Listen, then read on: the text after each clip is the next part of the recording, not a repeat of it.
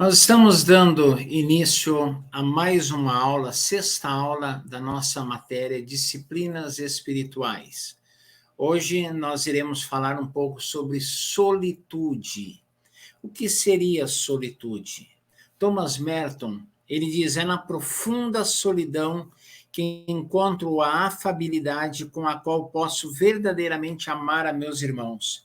Quanto mais solitário estou, tanto mais afeição sinto por eles.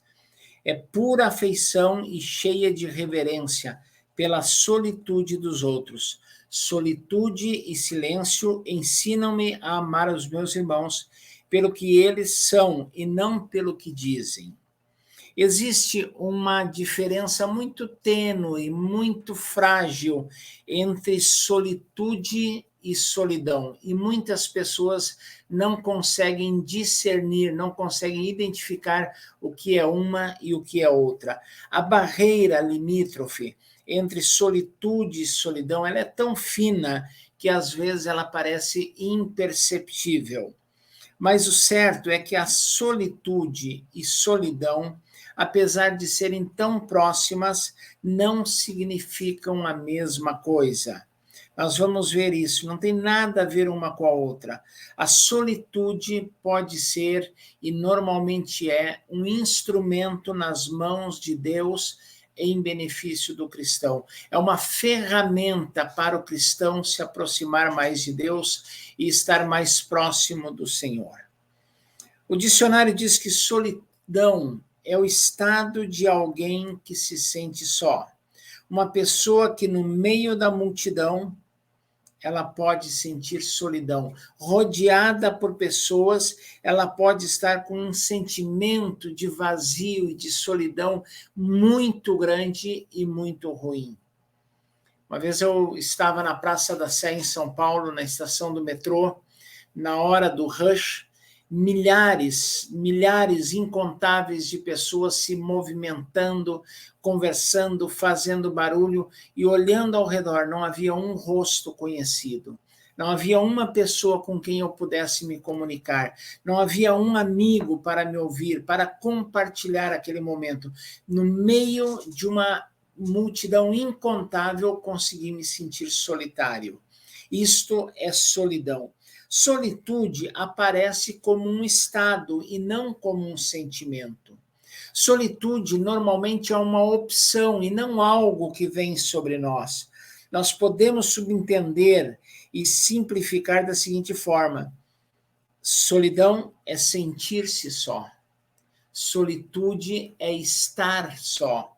São duas coisas distintas. Você pode estar sozinho e não se sentir só. Você pode estar rodeado de pessoas e se sentir só. Solidão é um sentimento, é se sentir só. Solitude é estar sozinho. Richard Foster, autor de Celebração da Disciplina, ele diz: solidão é o vazio interior. Solitude é a realização interior. Solitude não é um lugar, e sim um estado da mente e do coração. Quais são, segundo Richard Foster, as características da solidão? Primeira característica da solidão é o medo. O pensamento da solidão, o sentimento, a sensação da solidão traz medo, medo de ficar só. Havia uma canção popular brasileira, no meu tempo de adolescente, que dizia: o medo de ficar só me apavora. Isso é solidão. Não querer ficar sozinho, necessitar desesperadamente de estar rodeado por outras pessoas. A fuga do silêncio e da quietude, ficar sozinho para fugir do barulho, das multidões, das pessoas, não querer pessoas, principalmente num estado de depressão, de tristeza profunda. O solitário procura o isolamento como uma fuga, como um isolamento em busca da cura que não vai encontrar. As características e as formas da solitude são totalmente diferentes. A solitude é uma alternativa à solidão. A solitude apareceria como uma alternativa ao medo da solidão. Você não corre da multidão, você busca a solidão, a solitude, para buscar a presença de Deus. Jesus, quando ele estava no meio da multidão, aquelas multidões incontáveis, 5, 6, 10, 12 mil pessoas atrás dele, ele ia para o monte para ficar só. Ele fugia não por medo ou porque a multidão o perturbasse, mas porque ele queria estar a só com o Pai. Nós podemos cultivar uma solitude e um silêncio interior que nos livram da solidão e do medo. A solitude e o silêncio interior, como disciplina espiritual, nos tira da solidão e do medo. É um estado de mente, é um estado de coração. Ele pode ser cultivado independente da ocasião, das circunstâncias, do lugar. Nós podemos estar no meio de uma multidão e termos um momento de solitude. Isso não vai influenciar. A presença ou ausência de pessoas não irá, a priori, influenciar o estado de solitude. Se houver mais pessoas, nós não teremos aquela interação, nos isolaremos um pouquinho, nos retrairemos um pouco para voltar a nosso pensamento para o Senhor. Eu já vi no meio de uma multidão pessoas de olhos fechados, cabeça baixa, numa atitude de meditação e solitude. Já estive em templos, antes de cultos, antes de evento, onde as pessoas conversam, onde as pessoas cantam, onde as pessoas preparam seus instrumentos, onde as pessoas caminham, se agitam, e pessoas sentadas na plataforma do púlpito ou no seu próprio banco, numa atitude de solitude plena na presença de Deus. Se desligaram de tudo e de todos para estar na presença de Deus. Essa solitude, ela pode ser interior, nesse caso que eu estou falando, quando, independente da situação, da aglomeração de pessoas, do trânsito, do barulho, você se coloca numa posição reflexiva, se desliga do rebuliço ao redor e se concentra no seu interior. É a solitude interior. A solitude exterior é quando você se dirige a lugares próprios, um cantinho da casa, um lugar retirado, um monte, uma salinha no local do trabalho, na hora do almoço, um lugar de retiros, um templo vazio, e ali você cultiva o silêncio e a quietude. Jesus viveu num estado de solitude interior, e ele experimentou a solidão exterior também. Ele começou o seu ministério no deserto, 40 dias e 40 noites em solitude, numa atitude de isolamento espontâneo para buscar a presença do Pai. Antes de escolher os discípulos, os apóstolos, os 12, ele passou a noite inteira orando sozinho, solitude, no monte. No Getsêmani, ele estava em profunda solitude, ele se afasta dos apóstolos, se afasta até mesmo de Pedro, Tiago e João, mas ali também ele enfrentou a solidão. Talvez tenha sido o único momento na sua vida terrena, no seu ministério, que Jesus Cristo enfrentou a solidão. Ele tinha uma atitude de solitude, não de solidão, mas no Getsêmani ele estava sozinho, ele estava solitário. Sem silêncio não há solitude. O silêncio é fundamental para que se alcance a solitude interior, mesmo que o silêncio externo não seja possível, não seja permissível naquela situação, o silêncio interior, o calar a voz interior, o silenciar em si mesmo, ele é imprescindível. Aquele que busca a solitude, ele busca o silêncio. Ele fecha a sua boca, ele fecha os seus lábios, ele cessa as atividades da sua língua. O silêncio passa pelo controle, a solitude passa pelo silêncio, que passa pelo controle da sua boca. As pessoas que falam muito, tem gente que é muito exagerada, que é desenfreada em falar. Para experimentar a solitude, ele tem que calar a sua boca. Eclesiastes diz assim, ó, não te precipites com a tua boca, nem o teu coração se apresse a pronunciar palavra alguma na presença de Deus, porque Deus está no céu e tu está na terra, portanto, sejam poucas as tuas palavras. Isso é solitude.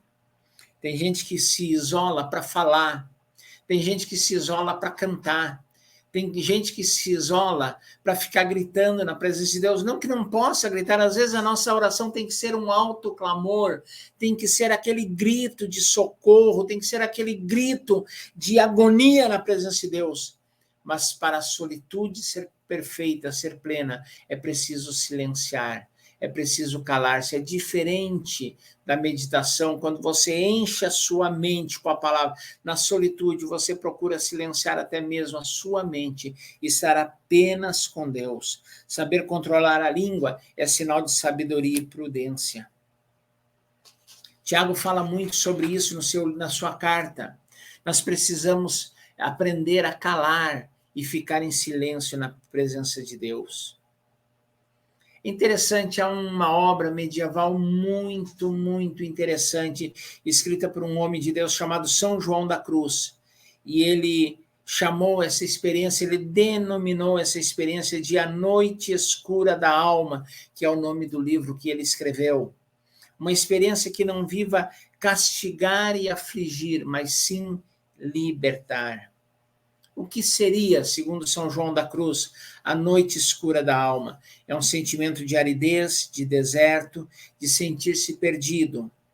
Segundo o autor, ela nos despoja totalmente da dependência excessiva de uma vida emocional. Seria um momento no qual você tem a sensação de não ouvir a voz de Deus, de não sentir arrepios, de não sentir emoções alcançadas pela ação do Espírito Santo.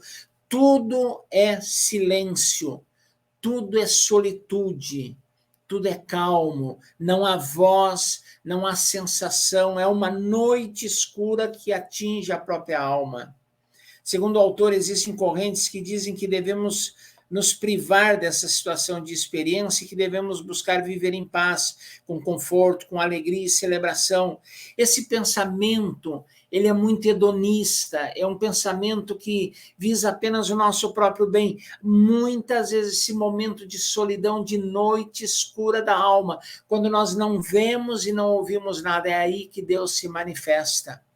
Abraão, quando ele oferece o sacrifício, ele fica ali enxotando os animais que vinham para comer o holocausto. Ele experimentou o pavor profundo. Foi a noite escura da alma de Abraão, da qual ele saiu totalmente transformado, totalmente mudado, totalmente preparado para o que Deus tinha para ele.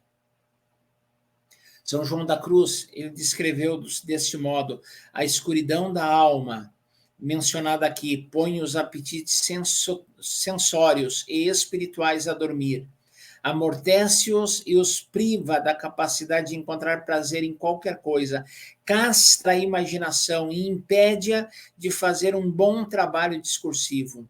Ela faz cessar a memória, faz o intelecto tornar-se obscuro e incapaz de entender qualquer coisa. E daí levar a vontade também a tornar-se árida e contrita, com todas as faculdades vazias e inúteis.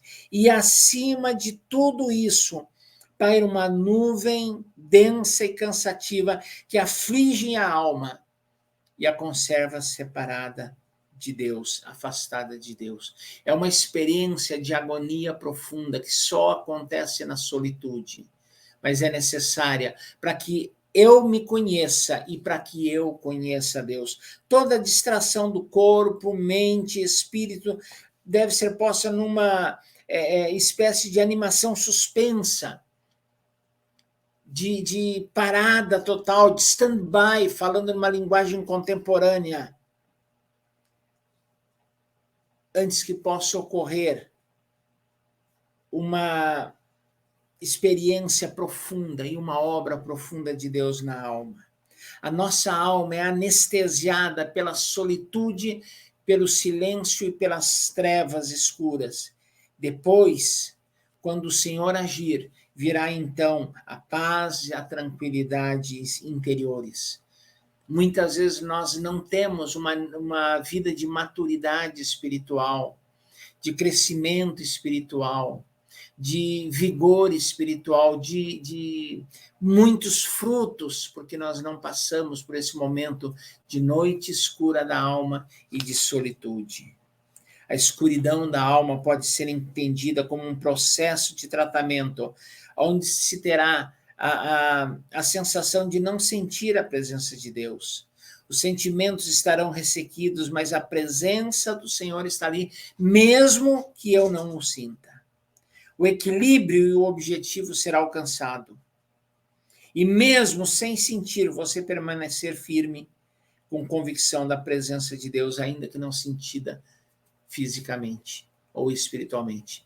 Há um grupo de música gospel que ele tem uma música chamada Quando Deus se Cala.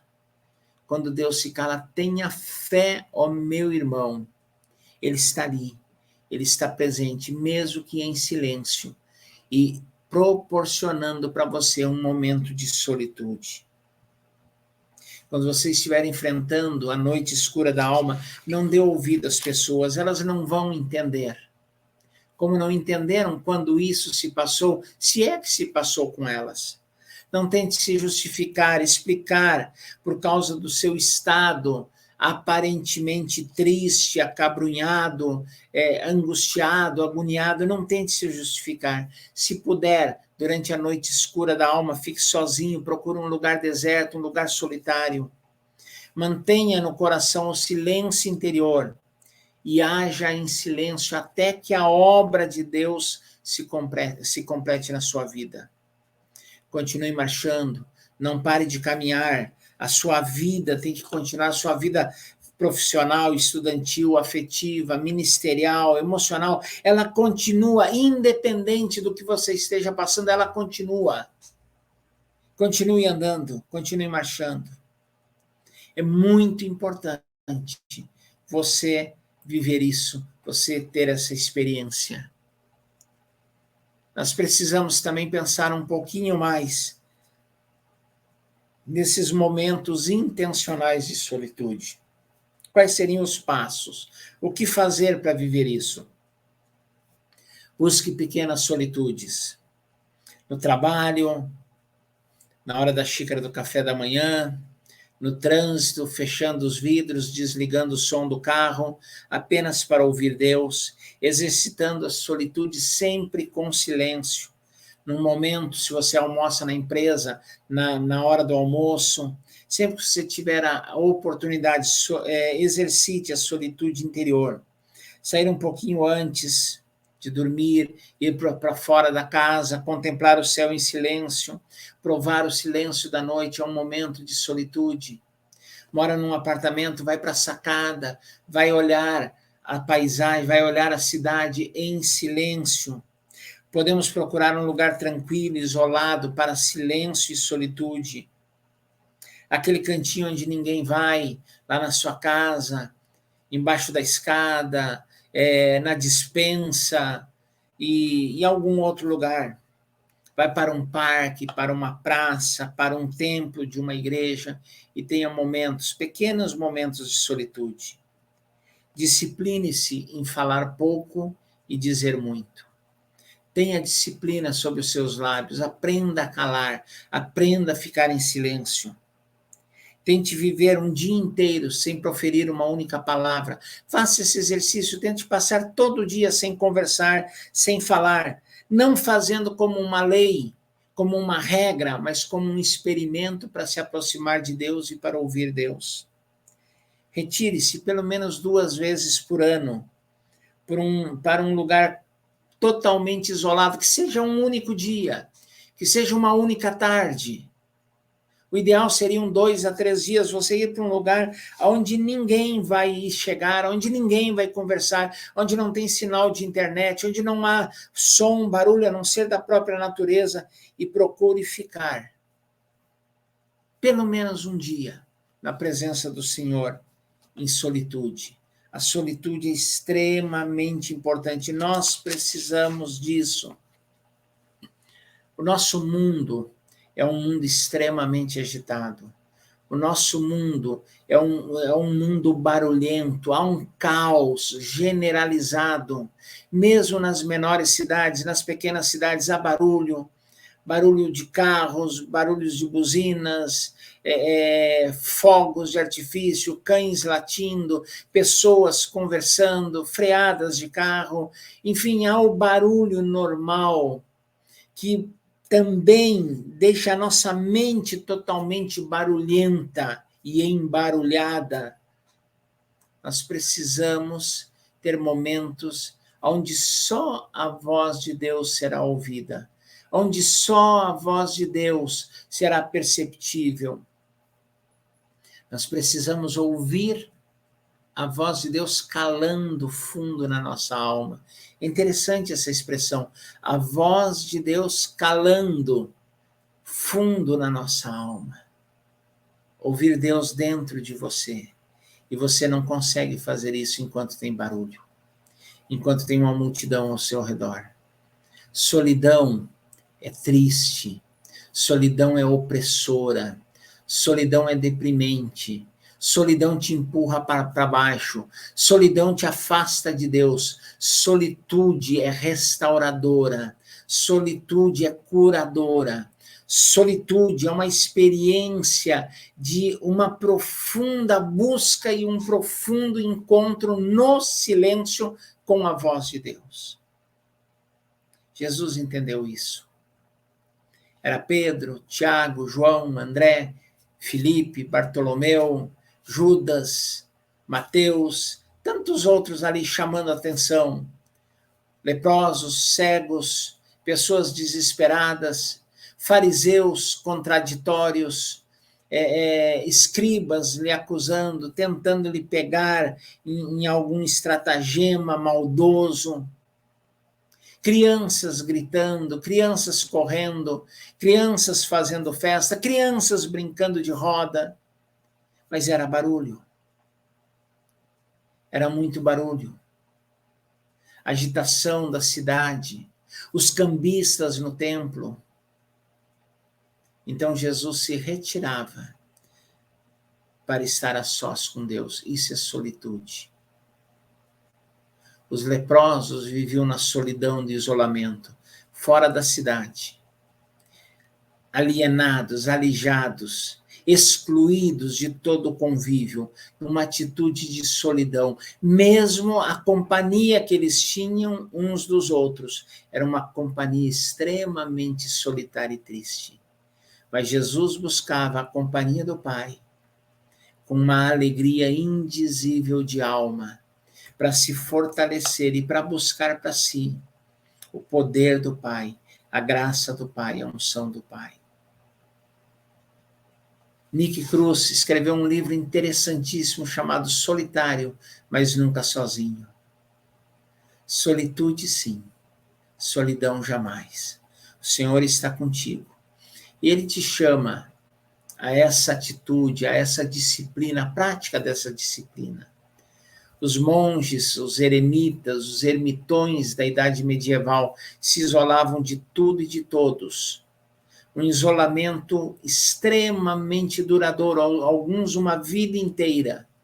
E essa solitude, muitas vezes, tornava-se uma solidão opressora. Deus não quer que você seja solitário. Lá no Éden, o Senhor disse, não é bom que o homem esteja só. Mas você precisa estar com o Pai, muitas vezes em solitude. Solitário sim, sozinho jamais. Solidão? Nunca. Solitude, uma prática constante na vida do cristão, para a glória de Deus.